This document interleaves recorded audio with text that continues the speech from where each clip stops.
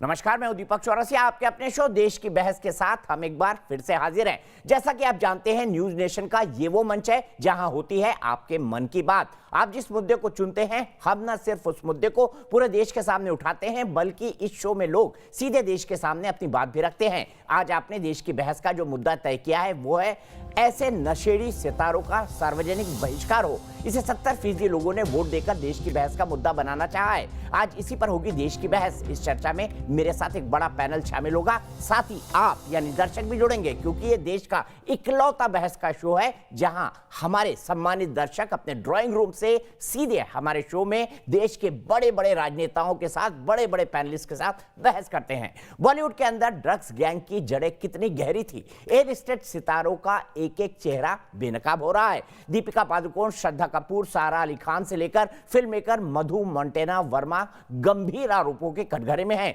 दीपिका पादुकोण को एनसीबी ने 25 सितंबर को तलब किया है और आज शाम सारा अली खान के घर एनसीबी टीम भी पहुंची। सारा और श्रद्धा को 26 सितंबर को हाजिर होना है। आपके अपने चैनल न्यूज नेशन ने सबसे पहले यह मुहिम शुरू की थी कि ड्रग्स नेटवर्क को तोड़ने के लिए मामले की तह तक जाना जरूरी है। उधर सवाल क्वान जैसी कंपनियों पर भी उठे हैं जो टैलेंट का मुखौटा लगाकर ड्रग्स मैनेजमेंट को अंजाम देती रही। ऐसे में यह मांग होने लगी है कि इन जैसी कंपनियों पर एक्शन क्यों नहीं होना चाहिए। साथ ही सवाल यह भी कि ड्रग्स की खरीद फरोख्त में शामिल सितारे क्या यूथ आइकन कहलाने लायक है? क्या इनका सार्वजनिक बहिष्कार नहीं होना चाहिए?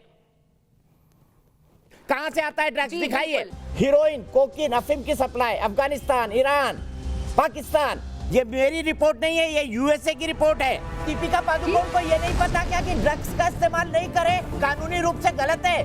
देश की बहस में लगातार उजागर हो रहा है कि बॉलीवुड में धड़ल्ले से ड्रग्स मंडली ड्रग्स पार्टी मनाती है। ये बोल रहे बॉलीवुड को बदनाम किया जा रहा है। ड्रग्स नेटवर्क चलाने का जरिया बन गई है। बड़े बड़े सितारे जिन्हें देश की जनता अपना स्टार बनाती है, हीरो मानती है, वो जनभावनाओं को कैसा धोखा दे रहे हैं, ये भी खुलासा हो रहा है। इसलिए अब इन सितारों पर सख्त कार्रवाई की मांग हो रही है। ये रेव पार्टियां कई पुरानी 20 साल पुरानी पार्टीज के नाम हैं जो मिनिमम लोगों में चल रही हैं। अगर इतने सीरियस हम हैं कि ये बंद होना चाहिए, इसका सेवन इंडस्ट्री में नहीं होना चाहिए, हम आइडल जिन्हें मानते हैं उनका नाम इसमें इन्वॉल्वमेंट नहीं होना चाहिए, तो उन्हें पहले ही सजा मिल जाती जिन्होंने शुरुआत की थी। तो शायद इन लोगों का नाम इसमें नहीं आता, ये इतने बड़े पैमाने में बॉलीवुड में एंट्री नहीं होता। क्वान कंपनी से जुड़े फिल्म मेकर मधु मंटेना वर्मा का जया साहा के साथ ड्रग्स पर चैट ने चौंकाने वाला खुलासा भी किया है कि कैसे ड्रग्स की डिमांड की गई थी। जया साहा के अब तक ड्रग को लेकर श्रद्धा नम्रता के चैट भी सामने आ चुके हैं। एनसीबी की जांच के बाद से साफ हो जाता है कि क्वान जैसी टैलेंट का कारोबार करने वाली कंपनियां सितारों और ड्रग पैडलर्स के लिए बिचौलिए का काम कर रहे हैं। इसी वजह से इन कंपनियों पर भी जांच एजेंसीज बारीकी से जांच कर रही है। अब इस तरह की कंपनियों को बैन करने की भी मांग हो रही है। इस क्वान कंपनी की बहुत सूक्ष्म जांच होनी चाहिए, निष्पक्ष जांच होनी चाहिए।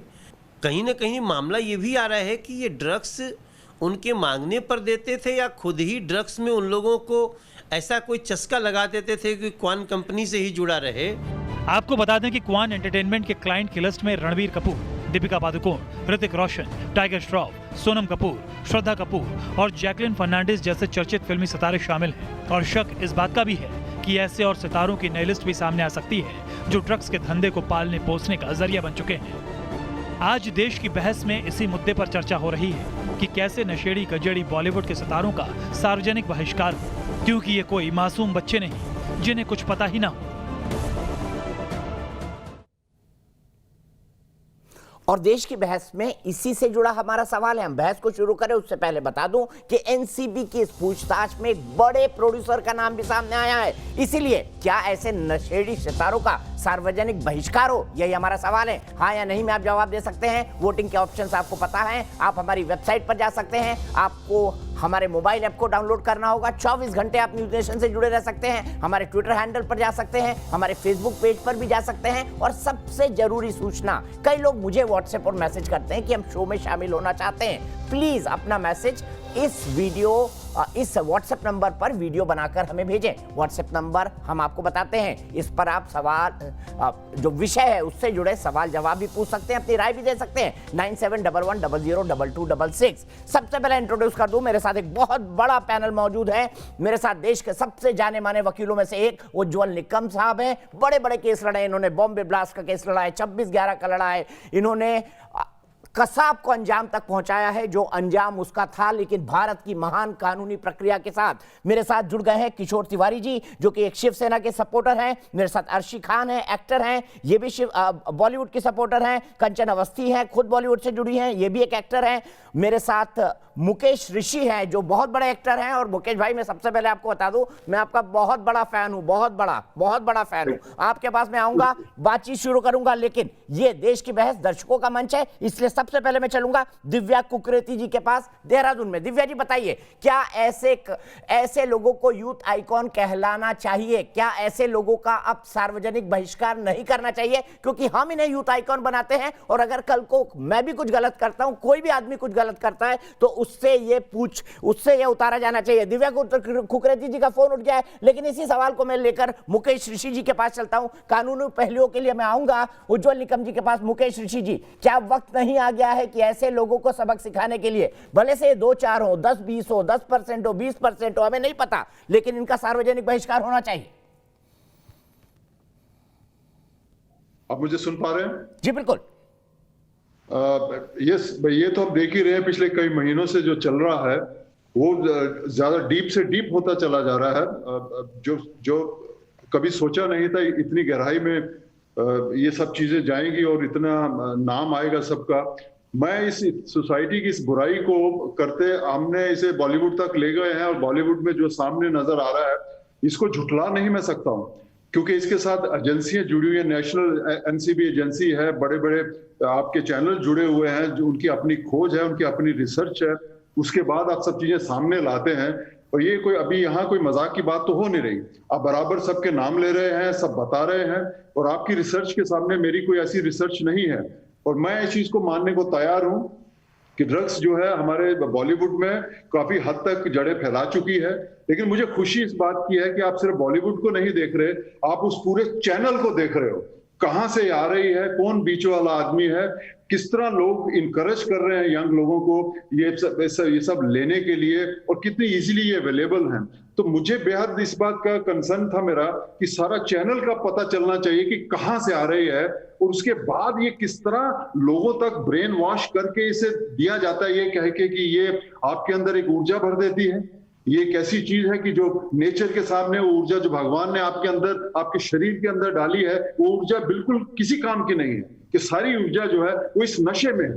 मुकेश जी, आपने मेरे सवाल का जवाब नहीं दिया। आपने अपनी बात रखी, मैं सिर्फ जानना चाहता हूं, और यही सवाल लेकर दिव्या कुकरेती के पास जाऊंगा। क्यों ना हम इनको यूथ आइकन मानते थे, इन कलाकारों का, जब ये इन तरह की चीजों में पाए जाते हैं। कानून कुछ भी कहे, कानून उनको अपने हिसाब से सजा देगा, लेकिन जनता का भी एक फैसला होता है। क्यों ना इनका सार्वजनिक बहिष्कार हो, क्यों ना इनकी फिल्मों का बहिष्कार हो, क्यों ना ये जो इंडोर्समेंट करते हैं उसका बहिष्कार हो? देखिए, क्यों नहीं, लोग इसका रिएक्ट कर ही रहे हैं, सब लोग रिएक्ट कर रहे हैं। किसी को पसंद नहीं आ रही है ये बात। जिन लोगों को वो पूछते थे, जिनका सम्मान करते थे, जिनके दर्शन के लिए घंटों खड़े रहते हैं, आज उनके नाम आ रहे हैं तो उनके दिल टूटे हुए हैं, परेशान हैं। अगर आप फेसबुक पे जाएं तो लोग रिएक्ट कर रहे हैं इस बात को लेके। कोई इसकी प्रेज नहीं कर रहा है कि उनके अपने चाहने वाले जो स्टार थे उनके नाम आ रहे हैं सामने, और उसकी लेके उनका कंसर्न नहीं है। बिल्कुल है सर, और मैं बिल्कुल मानता हूं जो गलत बात है वो गलत बात है। मैं अपना साइड नहीं, मैं ड्रग्स को बिल्कुल समझता हूं, ड्रग्स एक बीमारी है, ये किस तरह फैल गई है उसकी बात मैं सामने रखने की कोशिश कर रहा था। और 100% जो लोग इन्वॉल्व हैं वो सामने आप लोग ला भी रहे हो, और जो उसका जो भी नतीजा निकलेगा वो मेरे ख्याल एक्सेप्ट होगा सोसाइटी को। ठीक है, अर्शी खान, सार्वजनिक बहिष्कार हो। अब देखिए, वो बहिष्कार अपने आप हो जाना है। अर्शी खान से सवाल है मुकेश भाई। जी, जिसने ड्रग्स लिया है, जिनका इन्वेस्टिगेशन हो रहा है, प्रूफ आ रहे हैं, तो जरूर होना चाहिए। ड्रग्स लेना कोई अच्छी बात तो नहीं है, मेरे हिसाब से भी होना ही चाहिए। होना चाहिए, ठीक है। अभी आप ओपन अप होंगी धीरे धीरे, फिर थोड़ी देर में डिफेंस में आएंगी, उस टाइम पर पहुंचूंगा। शाजी अलमी मेरे साथ जुड़ गई है। दिव्या दिव्या कुकरेती जी जुड़ गई है देहरादून से। दिव्या कुकरेती जी, हमने इनको यूथ आइकॉन बनाया है, इनकी भी अपनी मेहनत है, लेकिन अगर कोई गलत करे तो देश की जनता को उसका जवाब देना चाहिए, इनका सार्वजनिक बहिष्कार होना चाहिए।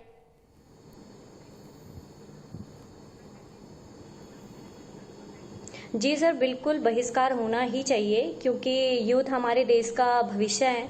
और अभी इस क्वान टैलेंट मैनेजमेंट कंपनी का नाम इसमें आ रहा है कि ड्रग सप्लाई किया जा रहा है, जिसके द्वारा एक्टर और एक्ट्रेस को मैनेजर्स प्रोवाइड किए जाते हैं। और इतने सालों से ये कंपनी इंडिया में एग्जिस्ट कर रही है और किसी को भनक भी नहीं है कि ये ड्रग सप्लाई का काम कर रही है, और इससे इतने बड़े बड़े स्टार्स जुड़े हुए हैं। दूसरी चीज़ सर ये है कि ऐसे क्वेश्चंस हमारे दिमाग में हमेशा आते हैं कि जिन्हें हम यूथ आइकन मानते हैं और जिनको हम फॉलो करते हैं, वो इस तरीके की चीज़ों में इन्वॉल्व होते हैं, तो डेफिनेटली हम लोगों को मिलकर के उनका बहिष्कार करना चाहिए और ऐसी कंपनीज को बैन कर देना चाहिए। बिल्कुल। शाज़िया आलमी, क्वान ये कहती थी जब उसका गठन हुआ था 2009 के अंदर कि भाई ये डिजिटल मीडिया और ये बाकी सब चीजें बड़ा अनऑर्गेनाइज सेक्टर है, इसको ऑर्गेनाइज करना है तो हम आए। तो आपने फाइनेंसर के लिए, और फाइनेंसर क्या क्या हीरोइन से डिमांड करता है सबको पता है, उनके लिए एक ऑर्गेनाइज्ड मंच सजा दिया कि भाई हम इनकी कॉन्टैक्ट एजेंसी हैं। मैं और कोई डीप इसमें नहीं जाना चाहता, क्यों ना इन कंपनियों के ऊपर भी सही एक्शन हो। क्या ये सही ढंग से पैसा ला रहे थे, ये कितना इंटरनेशनल व्यापार कर रहे थे, मिडिल ईस्ट में इनके क्या संबंध थे, क्या इनकी जांच नहीं होनी चाहिए? नहीं, बिल्कुल जांच होनी चाहिए। मुझे लगता है सुशांत सिंह राजपूत की मौत के बाद जो पूरा ये मकड़ जाल है ये सबके सामने है, और ये बिल्कुल मखमली दुनिया जो है, सितारों की दुनिया जो सबको चकाचौंध कर देती है, अब नज़र आ रहा है इसके पीछे की गंदगी, और हम सूंघ सकते हैं वो दुर्गंध, वो बदबू। और जितना भी वो इत्र लगाएं और परफ्यूम लगाएं और छिड़कें, लेकिन वो दुर्गंध जाएगी नहीं। और मुझे खुशी है कि ये बात खुलकर सामने आई है। और देखिए, पॉलिटिक्स को भूल जाइए, इसमें किसी भी पार्टी से परे होकर मैं ये कहना चाहूँगी कि हम लोग सिर्फ दम मारो दम वाले नशे की बात नहीं कर रहे हैं, जिसको वीड या हैश या गांजा कहते थे। ये सिंथेटिक केमिकल ड्रग्स की बात हम लोग कर रहे हैं यहाँ पे। मैंने इस पर काफ़ी रिसर्च भी की है। New psycho active substances, new psychotropic substances, और ये कैंसर की तरह फैल रहे हैं। ये एक बहुत बड़ी इंडस्ट्री है और ये बहुत ख़तरनाक है। आप जानते हैं जो ड्रग कार्टेल साउथ अमेरिका जैसे देशों में हैं, और भी साउथ एशिया के और भी देशों में हैं, आप देखिए कहीं हम इसका शिकार तो नहीं हो रहे हैं। तो मुझे इस बात की बहुत खुशी है कि आप तफ्तीश कर रहे हैं, तो एक बड़े पैमाने पे कर रहे हैं।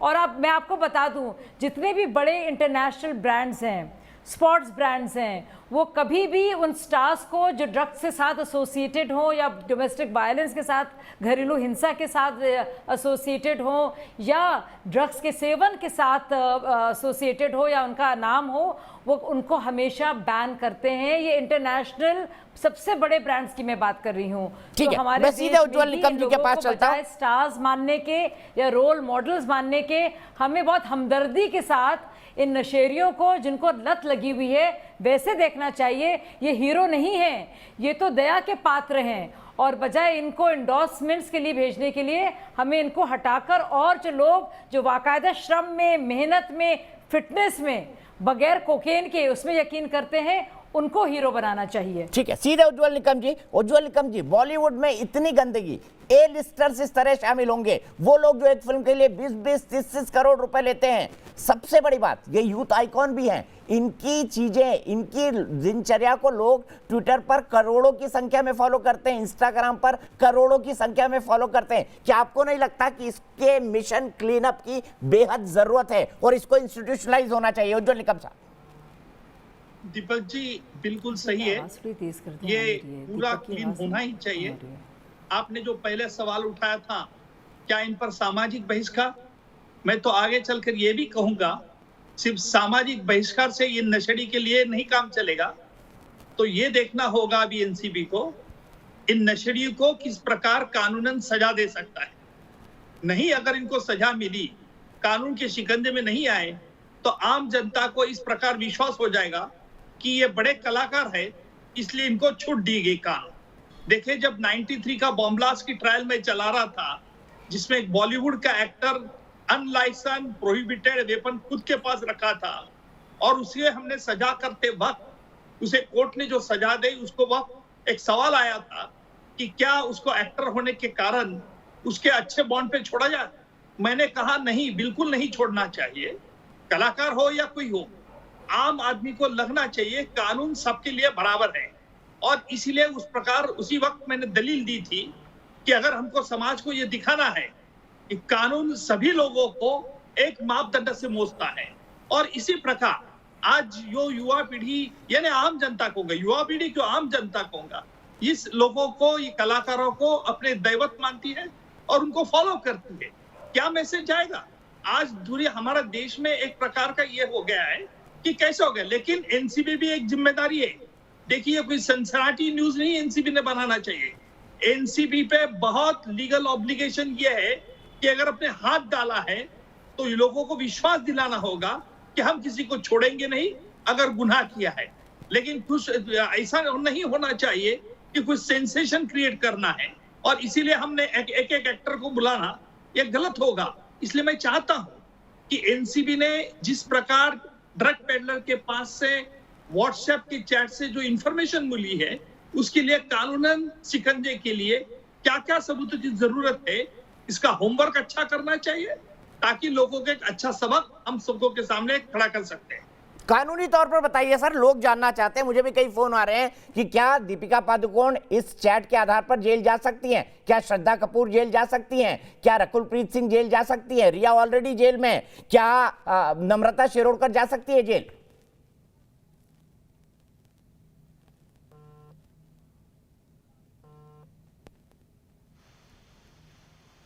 मुझे लगता है कुछ करेक्शन में प्रॉब्लम है। इसी सवाल को लेकर मैं कंचन अवस्थी जी के पास आऊंगा। कंचन अवस्थी जी, मुझे बताइए, मैं तो सार्वजनिक बहिष्कार की मांग कर रहा हूं और मैं तो ये भी कह रहा हूं कि इनके ऊपर एक रेगुलेशन बनना चाहिए। जिस तरह से लिखा हुआ आता है चारों तरफ कि भाई हम इसका प्रमोशन नहीं करते, फिल्म के पहले हर आदमी टेस्ट दे और ये डिक्लेयर करे कि मैं नहीं करता और सर्टिफाई कराए, डोप टेस्ट हो अभिनेताओं का, समर्थन करेंगे इस बात का?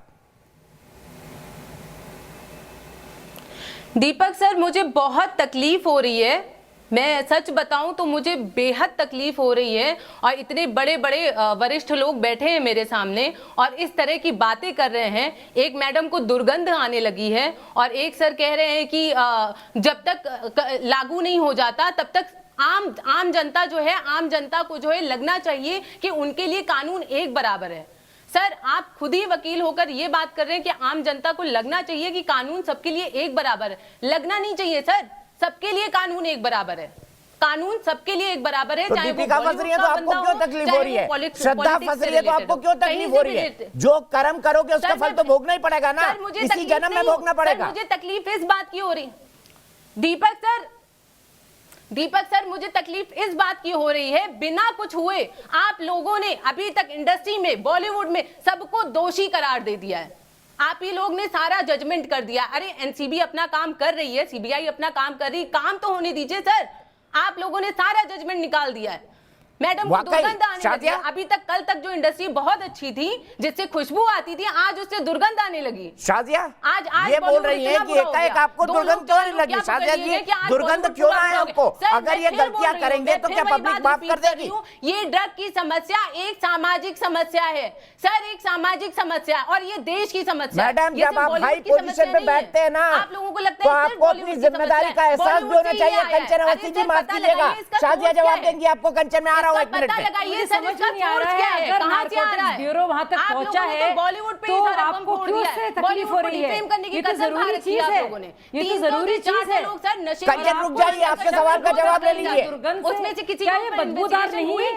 क्या आपको तकलीफ नहीं हो रही है कि लोग फंसे हुए हैं ड्रग्स के कार्टेल में? लेकिन यहाँ पर एक कंपनी है पूरी तरह से हावी है, एक मकड़ कंचन जवाब ले लीजिए, जवाब दे दीजिएगा। एक के ऊपर एक मत बोलिए, आवाज नहीं जाती है। पूरे एक जाल में जिसमें से यंग एक्टर्स भी इन्वॉल्व हैं और जो टैलेंट हंटर्स हैं वो ड्रग पेडलर्स की तरह काम कर रहे हैं। बहुत खुशी है। एक पूरा रैकेट बना हुआ है। कंचन प्लीज एक एक करके, कंचन अगर आप चैनल में आई हैं तो थोड़े रूल्स फॉलो करिए। बीच में जितने भी लोग हैं कड़ी दर नशे में लिप्त हैं। कंचन, ऐसे किसी को कुछ समझ नहीं आएगा। कंचन, आप तस्वीरें जो है लगाई जाती हैं, एक नाई की दुकान में जाइए, आप लिखा जाता है विक्रम हेयर सलून मुजफ्फरनगर में। कंचन, कहीं ब्रेक लगाना सीखिए। जाइए जौनपुर में। कंचन को ऑडियो डाउन करिए प्लीज, सुनी नहीं रही है बात को। शाजिया खत्म कीजिए आपका आर्गुमेंट 30 सेकंड में। होती हैं, लोग उनके हेयर स्टाइल कॉपी करते हैं, वैसे कपड़े बनवाते हैं। तो आप सोचिए, जब ये लोग पूरी तरह से इसमें लिप्त हैं और ये इतना खतरनाक चीज है, कितने बॉलीवुड स्टार सबसे चहीते जो हैं हमारे देश में माने जाते हैं। मैडम आप देखना भी तो उन्हीं लोगों को पसंद अगर उनमें से इतने लोग लिप्त होंगे उसमें, तो आपको लगता नहीं वो फिक्र की बात है? बताइए कंचन, जवाब दीजिए। और कंचन प्लीज अपने मौके पर बोलिए, अपने आर्गुमेंट 40-45 सेकंड और 1 मिनट तक रखिए। मैं बहस के लिए ही बुलाया है आपको। कंचन प्लीज रूल्स फॉलो करिए। कंचन जवाब दीजिए। कर आ रही है भाई, क्या बदबू नहीं आनी चाहिए? नाम नहीं लिया मैंने, तो ये किसी का नाम लिया मैंने तो नाम नहीं लिया किसी का। मैं कह रही हूँ अगर व्हाट्सएप चैट में नाम आ रहा है बड़े बड़े एक्टर्स का, भाई माल कहाँ है, माल भेजो, तो सुनने में शौक तो लगता है ना। बॉलीवुड में सिर्फ 10 लोग नहीं है, बॉलीवुड में आपको भी आनी चाहिए, बॉलीवुड में आपको भी आनी चाहिए, लोग काम करते हैं, आपको भी आनी चाहिए। मखमली लिबास जरूर हो, लेकिन अगर पैबंद लगे हो ना और पैबंद मखमल से ज्यादा हो जाए तो पैबंद को लोग जरूर देखेंगे। मखमल की जो है वैल्यू खत्म हो जाती है, घर परिवार वाले पैबंद जो है बढ़ता जा रहा है। बैठ के क्या कर रहे हैं आप समझिए, इस मखमली दुनिया से निकलिए और असलियत में जाइए। ये जो पूरी दुनिया है ना चकाचौंध करने वाली, हर कोई हीरो बनने जाता है। वो मुंबई सेंट्रल की वो तस्वीर आती है, वो जौनपुर से निकलता है वो लड़का। कंचन लगातार मत बोलिए। कंचन किसी की, शायद 1 मिनट रुकिए, शायद 1 मिनट रुकिए, शायद 1 मिनट रुकिए। होता है वहाँ पे, और कंगना ने बताया खुद अपना एग्जाम्पल लेकर उनके साथ क्या हुआ, तो आप समझिए ये बहुत गंभीरता से हम लोग बात कर रहे हैं। 1 मिनट, कुछ टेक्निकल दिक्कत है। मैं कंचन से बार बार रिक्वेस्ट कर रहा हूं, कंचन लगातार मत बोलिए। मुझे पता नहीं उनको मेरी आवाज पहुंच रही है कि नहीं पहुंच रही है। मानवी के पास मैं जाऊंगा, सीधे मुकेश ऋषि साहब के पास चलता हूं। मुकेश ऋषि साहब, क्या बॉलीवुड का किसी भी तरह का कोई डिफेंस बचता है? मैं बॉलीवुड की बात नहीं कर रहा हूं, इन सितारों की बात कर रहा हूं। मैं नहीं मानता कि पूरा बॉलीवुड नशेड़ी है, लेकिन अगर तालाब के अंदर कुछ मछलियां गंदी है तो लोग मानेंगे ना, हाँ गंदगी तालाब में है। वो तो दिख ही रहा है सामने। हम सब अच्छी तरह से समझते हैं इस बात को कि बॉलीवुड में सब लोग ये काम नहीं कर रहे, लेकिन मैं इसमें सबसे बड़ी बात है कि जो एजेंसियां नाम ले रही हैं इतने बड़े बड़े आर्टिस्टों का, उनका कोई आधार तो होगा। अगर वो आधार है, उस आधार पे बुला रहे हैं उनको, अगर वो वहां जाते हैं, अगर उनका कुछ लेना देना नहीं है तो उसमें वो हीरो बन के ही बाहर निकलेंगे कि भाई उनसे गलती हुई थी। लेकिन जिनकी गलती हुई है, जो कर रहे हैं, वो भी तो सामने आएंगे फिर। तो मैं ये इस बात को महसूस करता हूं कि सफाई का समय आ चुका है, लिड खुल चुका है। इसमें बहुत से लोगों को जिनके नाम आ रहे हैं, उनको खुशी खुशी सामने जाना चाहिए। अगर उन्होंने कुछ नहीं किया है तो लोग ताली मारेंगे उनके लिए, ये भी तो है। लेकिन बिल्कुल सही बात है। और अगर गलत नहीं होंगे तो हम खड़े होकर बोलेंगे कि कोर्ट ने बरी कर दिया, हम खड़े होकर बोलेंगे कि इनके ऊपर गलत आरोप लगे थे, बोलेंगे, ये भी बोलेंगे। हम कोई एक तरफा न्यूज चैनल नहीं है। मानवी, मैं आपके पास आना चाहूंगा। मुझे बताइए कि इन हालात में आपको नहीं लगता कि ये लोग जो बड़े बड़े ब्रांड्स का इंडोर्समेंट करते हैं, मुझे बताइएगा कौन कौन जुड़ चुका है? मानवी, इन लोगों को अब सार्वजनिक बहिष्कार के दायरे में आना चाहिए। सही बात कह रहे हैं आप। देखिए इतना सारा चैट का खुलासा हो गया जिसमें क्लियरली दीपिका पूछ रही है अपनी मैनेजर से, माल चाहिए मुझे, कितना माल चाहिए, कौन सा माल चाहिए। तो अब एनसीबी की अभी ये कटघरे में आ गई है, एनसीबी ने इसको समन कर दिया है। इनको जवाब देना पड़ जाएगा कि इन्होंने किस बेसिस पे चैट करी, क्या माल मांगा। और जैसे इनकी जो मैनेजर है करिश्मा से भी कई सवाल एनसीबी करेगा। तो एनसीबी ने इस वक्त लिस्ट ऑफ क्वेश्चन तैयार कर दिए जिनकी वजह से, जिनसे ये जो हमारे सितारे हैं, जो जिनका नाम आया, इनको सवाल का जवाब देना पड़ेगा, जिसमें इनको क्लियरली मेंशन करना पड़ेगा कितना टाइप का इन्होंने ड्रग्स मांगा, किस क्वांटिटी में मांगा, कौन सा ड्रग्स मांगा। और अगर ये सवाल का जवाब नहीं देते तो इनके लिए बहुत बड़ा प्रॉब्लम खड़ा हो सकता है, ये इमीडिएट कस्टडी में जा सकते हैं। जैसे सितारे लाइक दीपिका, सारा, तो इनको ये भी सोचना चाहिए कि हमारे लिए रोल मॉडल है। लोग अपना टूथपेस्ट, पेस्ट, शैम्पू तक बदल देते हैं, जो रोल मॉडल यूज करते हैं वो यूज करते हैं, उनका लाइफस्टाइल कॉपी करना चाहते हैं। तो ये ड्रग्स ले करके क्या दिखाना चाह रहे हैं आम जनता को, ये यूथ को क्या मैसेज देना चाह रहे हैं कि हम ड्रग्स लेते हैं और यूथ भी ड्रग्स ले। और यूथ को इतना गलत मैसेज इस वक्त देना चाह रहे हैं ये कि जो हमारी यूथ है वो हर चीज उनको देख करके फॉलो करती है। तो इस वक्त मैं बताना चाहती हूँ आपको कि इनका जो इमेज है, इनकी रेपुटेशन इतनी स्टेक पे है, बहुत ज्यादा स्टेक पे है। और दीपिका के कहीं ना कहीं वो झलक भी रहा है कि वो इस वक्त घबराई भी है। इवन उनका हस्बैंड भी बहुत घबराया हुआ है, तभी वो लीगल एडवाइस काफी लॉयर से ले रही है कि कैसे करे, क्योंकि 25 को। ठीक है मानवी, उज्जवल निकम साहब फिर जुड़ गए हैं। उज्जवल निकम साहब, क्या इन आरोपों के आधार पर हवालात की हवा खानी पड़ सकती है दीपिका को? इमीडिएट गिरफ्तारी, क्या इन आरोपों में अगर सबूत मिलते हैं तो दीपिका की, सारा अली खान की, श्रद्धा कपूर की, नम्रता शिरोडकर की, उसके अलावा जो अगला नाम है रकुलप्रीत सिंह का, इनकी हो सकती है? कानून क्या कहता है इसके बारे में? दीपक जी, आज ये कहना बहुत मुश्किल है। क्योंकि पहले तो एनसीबी को इसकी जांच करनी पड़ेगी, क्या उन्होंने ओथ कंजम्पशन के लिए लिया था, किस क्वांटिटी में लिया था, अगर नहीं कंजम्पशन तो क्या ड्रग ट्रैफिकिंग कर रही थी, कहां से लाया था, किस लाया था, अनऑथराइज पोजीशन था, इलीगल पोजीशन है, ये सभी बात जांच का विषय। तो आज ये कहना उचित नहीं है, उससे जांच प्रभावित हो सकती है, इसलिए मैं इस पे कोई कमेंट नहीं करूंगा कि इसका आगे चलकर नतीजा क्या होगा। लेकिन एक बात जरूर है कि एनसीबी के इस कदम से उन तमाम नशेड़ी लोगों को एक स्ट्रॉन्ग सिग्नल जाएगा कि देखिए, अगर आप इस प्रकार नशा करोगे, ड्रग्स लोगे, तो शायद आप भी कानून के शिकंजे में आ सकते हैं। मुझे लगता है कि ये जरूरी था और इसलिए एनसीबी को भी बहुत जिम्मेदारी है, उन्होंने बहुत रिस्पॉन्सिबिलिटी से काम करना होगा, जांच करनी होगी, ताकि उस जड़ तक जा सके जहां हम ड्रग्स का पूरा खात्मा कर सकते हैं। आप कानून को इतनी अच्छी तरह जानते हैं, मैं आखिरी सवाल आपसे पूछना चाहता हूं। एक सांसद निशिकांत दुबे जी ने मांग की है कि रेगुलेशन होना चाहिए फिल्म इंडस्ट्री का। क्या आपको लगता है कि स्पोर्ट्स की तरह इनका भी डोप टेस्ट होना चाहिए, इनके लिए भी कोई नियम और मर्यादा तय होनी चाहिए, फाइनेंसेस इनके जो होते हैं उनको और क्लियर होना चाहिए? क्या आप किसी रेगुलेशन का समर्थन करेंगे कानूनविद के तौर पर, ताकि ये और ऑर्गेनाइज हो जाए सेक्टर? देखिए, ऑर्गेनाइज तो हर बिजनेस, हर सेक्टर में होना चाहिए, इंटरनल डिसिप्लिन होना चाहिए। मैं ये नहीं चाहूंगा कि उन पे कोई कंट्रोलिंग बॉडी बैठा जाए, लेकिन ये खुद के कॉन्शियस और खुद के कल्चर पर भी ये डिपेंडिंग रहता है।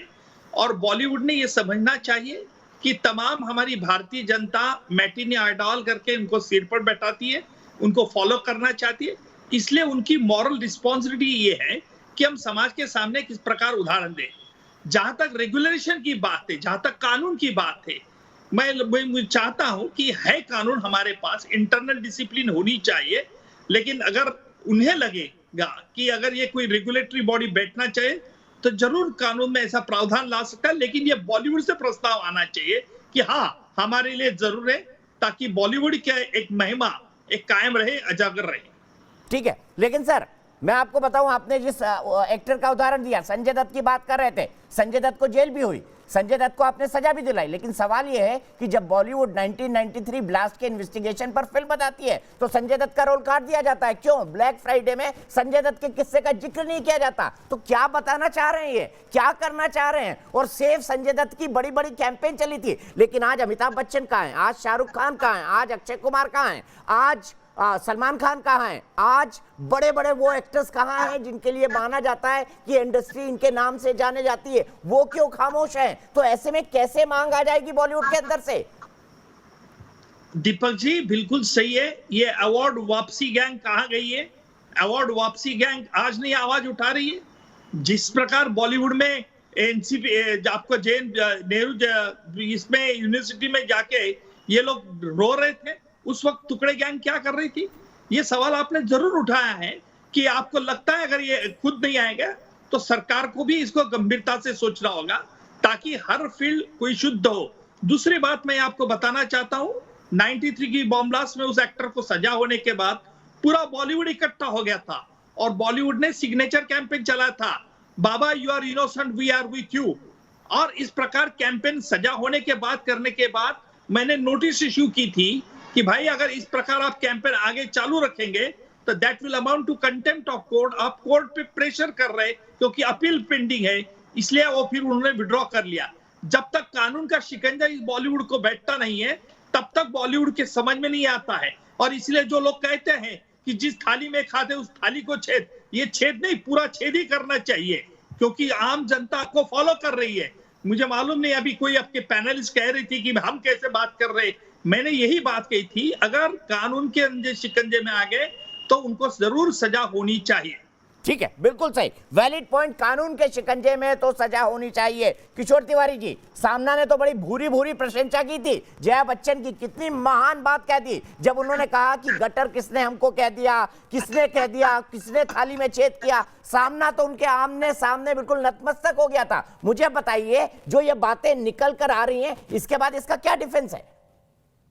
नहीं, मैंने हमारे मुख्यमंत्री साहब से बात है और मैं आपको बोलता हूं कि दीपक जी, ये जो ड्रग मुक्त बॉलीवुड की बात है, इस पे हमारी सरकार तुम्हारे साथ है और हमने निर्णय ले लिया है कि एनसीपी जो भी सत्य लेके आएगी उसको आगे करेगी।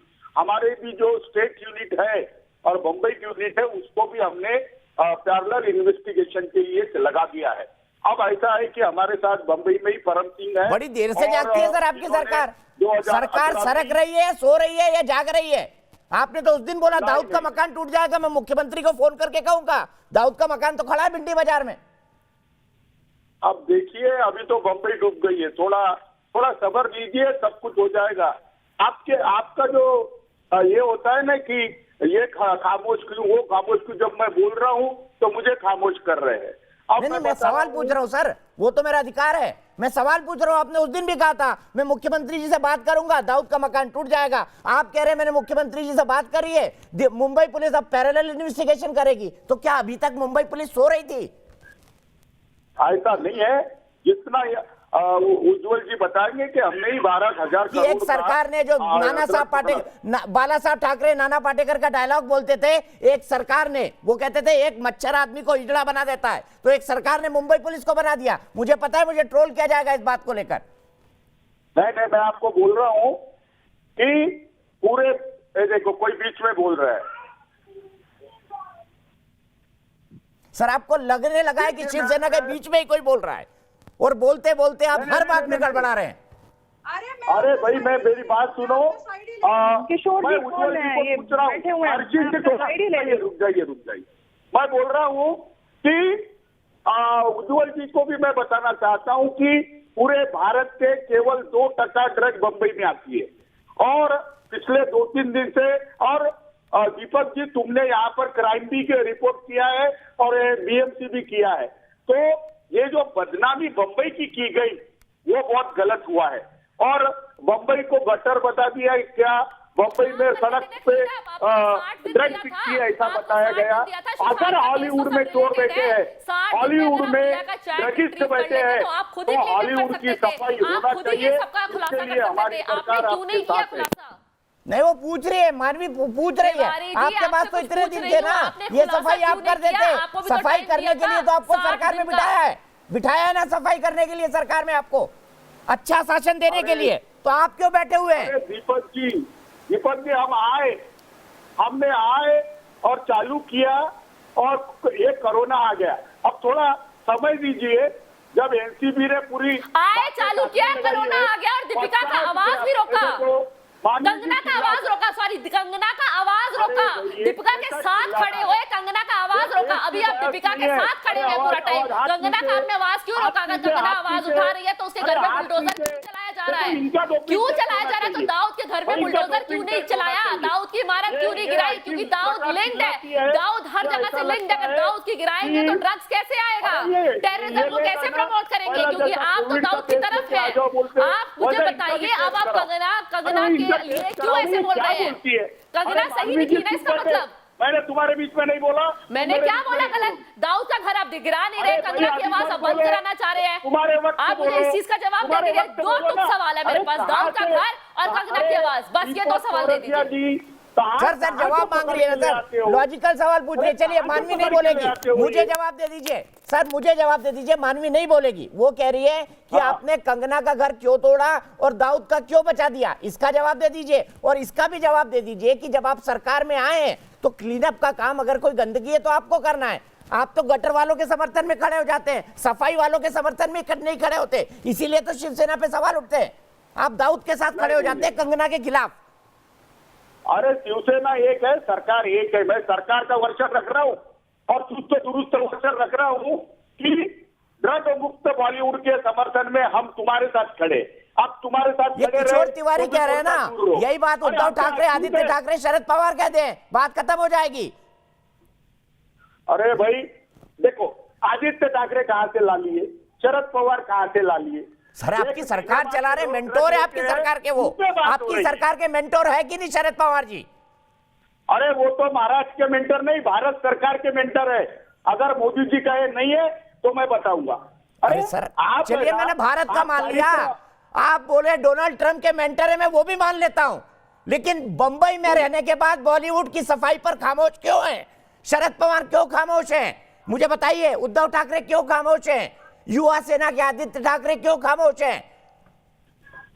अमिताभ बच्चन क्यों खामोश है? जया बच्चन कंगना रनावत की खिलाफत क्यों करती है? सामना में क्यों लिखा जाता है कि जया बच्चन ठीक बोल रही है? सामना ड्रग वालों के साथ क्यों खड़ा हो जाता है? सामना रिया चक्रवर्ती का वकील क्यों बन जाता है?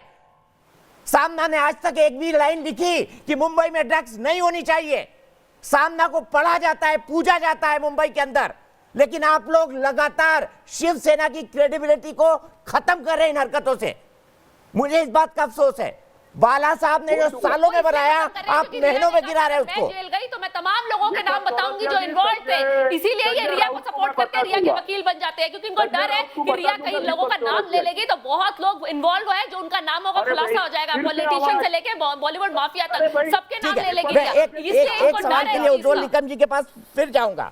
उज्ज्वल निकम साहब, बाला साहब का बड़ा फेमस डायलॉग है जो दशहरा रैली में उन्होंने बोला था। वो बोलते थे कांग्रेस पार्टी के बारे में, और नाना पाटेकर के क्रांतिवीर के एक डायलॉग को वो कोट करते थे कि वो बोलते थे मराठी में और हिंदी में डायलॉग बोलते थे। मैं सुना भी सकता हूं, मेरे पास वो क्लिपिंग है कि एक मच्छर आदमी को हिजड़ा बना देता है। माफ कीजिए इस शब्द का इस्तेमाल कर रहा हूं।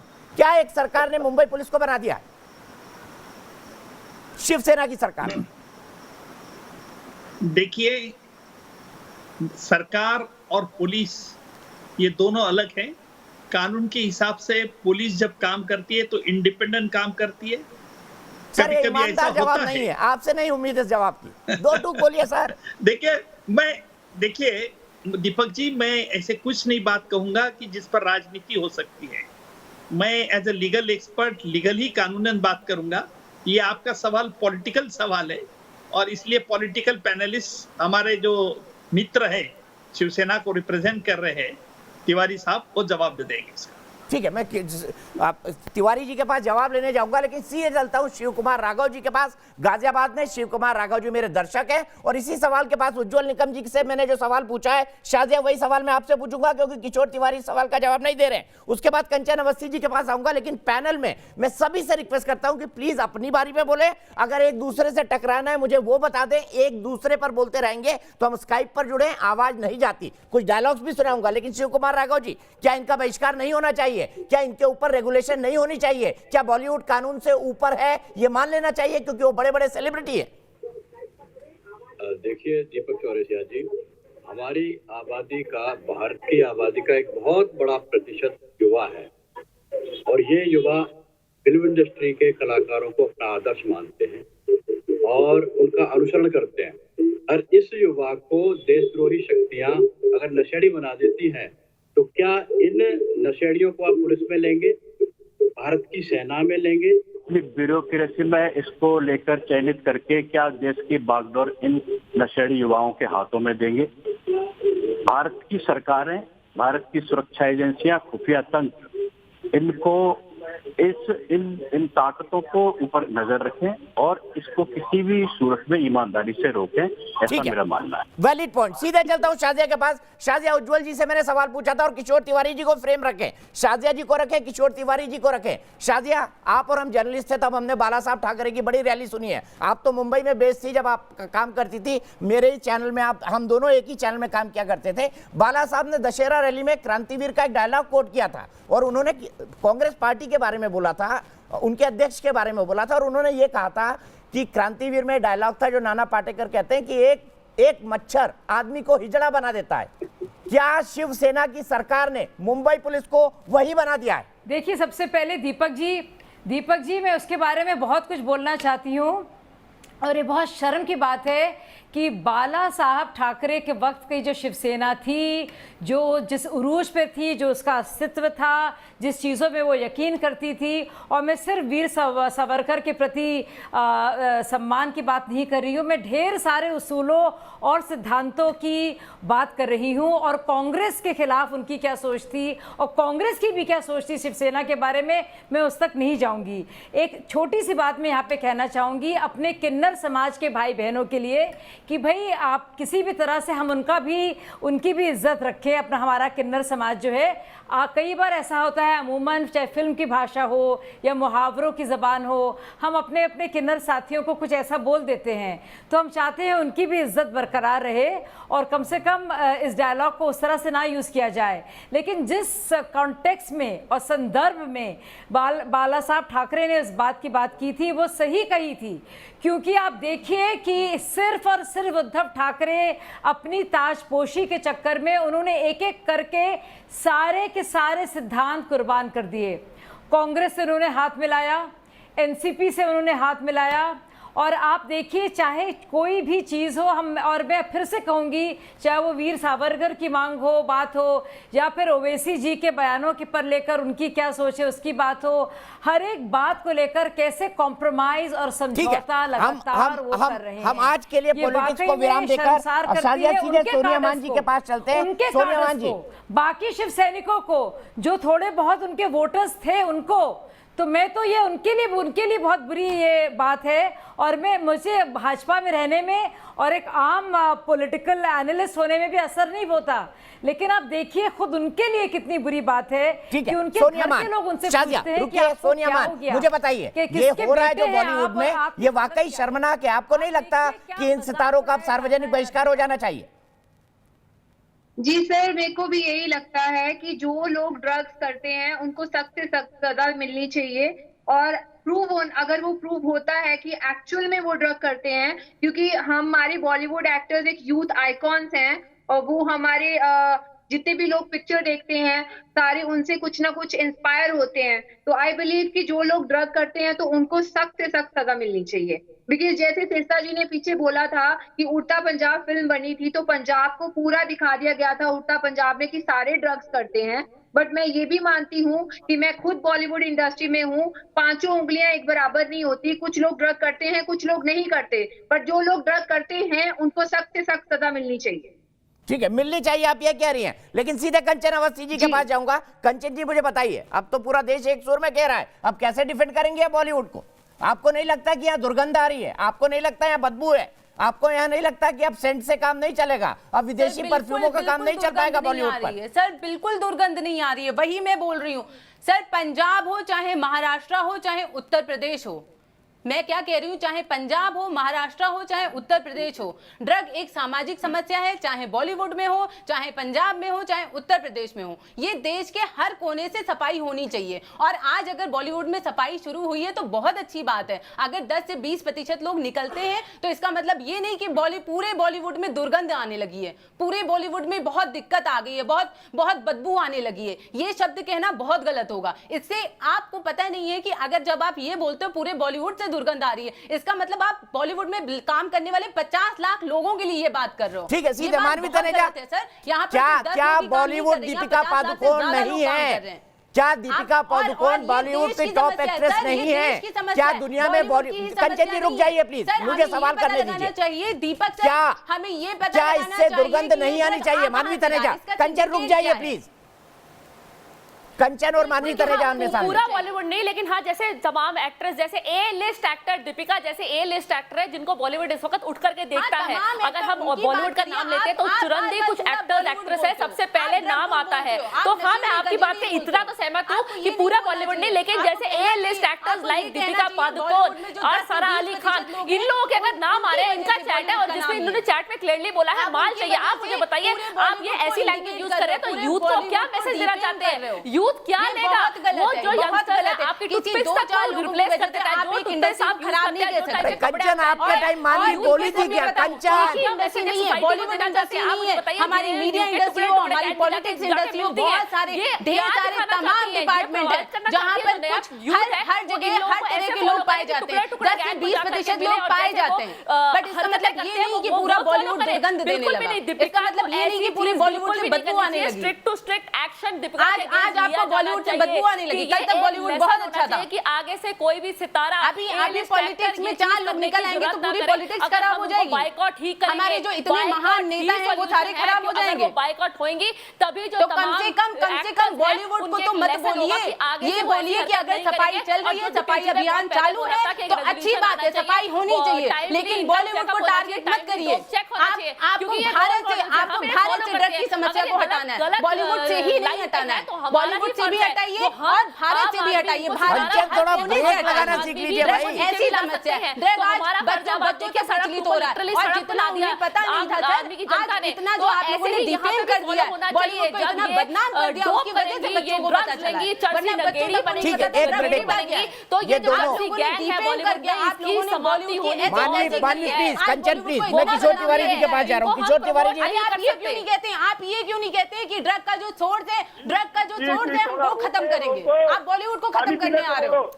किशोर तिवारी, मेरा सीधा सवाल है, मेरा सीधा सवाल है, आप ये क्यों नहीं मुख्यमंत्री के तौर पर उद्धव ठाकरे सामने आकर इस बड़ी समस्या के बारे में कुछ कहते क्यों नहीं?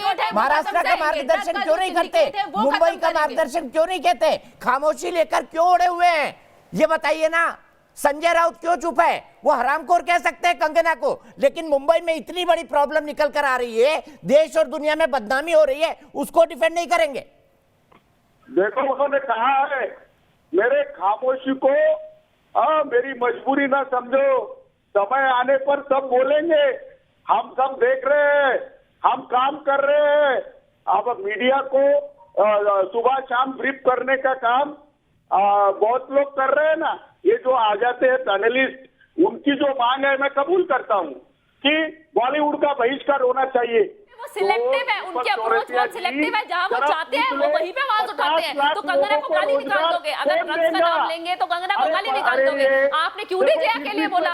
जया का 4 लोग मिल गए, आप क्यों कर रहे हैं जया का समर्थन? क्यों नहीं जया के खिलाफ बोल रहे? जब वो कह रही है थाली में छेद, वो हम सबको बोल रही है कि जिस थाली में खाते हो उस थाली में छेद करते हो। आप जया जी के साथ क्यों हो? क्योंकि जया जी कहीं जया जी आपको सपोर्ट कर रहे हैं, बहुत सारे पॉलिटिशियन। एक मिनट रुक जाइए, किशोर जी से सवाल पूछता हूँ। किशोर जी माननीय, एक मिनट रुक जाइए। किशोर जी मेरा सीधा सवाल है, किशोर जी मेरा सीधा सवाल है।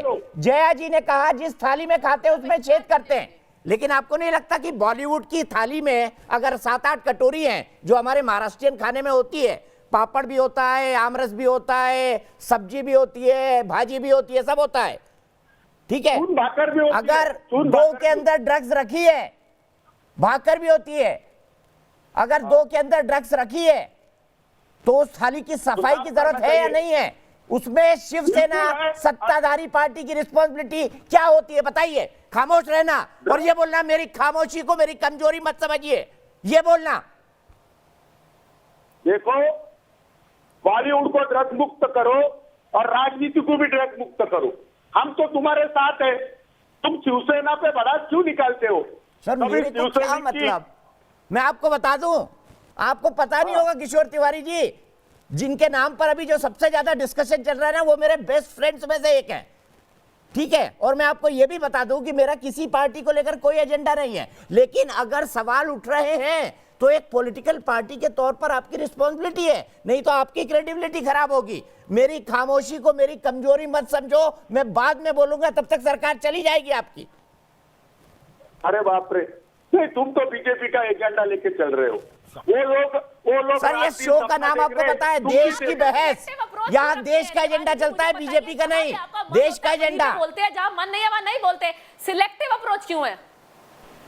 अरे सिलेक्टिव अप्रोच तो एनसीबी का है। हर जगह एजेंडा क्यों नहीं चलाते? सिर्फ बॉलीवुड पे ही क्यों चलाते? बॉलीवुड का सिलेक्टिव अप्रोच है। एनसीबी का क्या हुआ? एनसीबी ने खुलासा किया सामने रजिया ने, अगर एनसीबी पिक्चर में ना आता तो आप करते ये काम जो आपने किया नहीं, आपने काम नहीं किया पिक्चर में, आप ही ने काम नहीं किया ना। और किशोर तिवारी जी मैं ब्रेक ले रहा हूँ, लेकिन ब्रेक के बाद आपसे सवाल पूछूंगा। आप भर भर के मुझे बोल रहे हो बीजेपी का एजेंडा है, बीजेपी का एजेंडा है। एक दिन उद्धव ठाकरे फिर से बीजेपी के पास चले गए, तब आप क्या करेंगे? इस सवाल का जवाब लूंगा ब्रेक के बाद।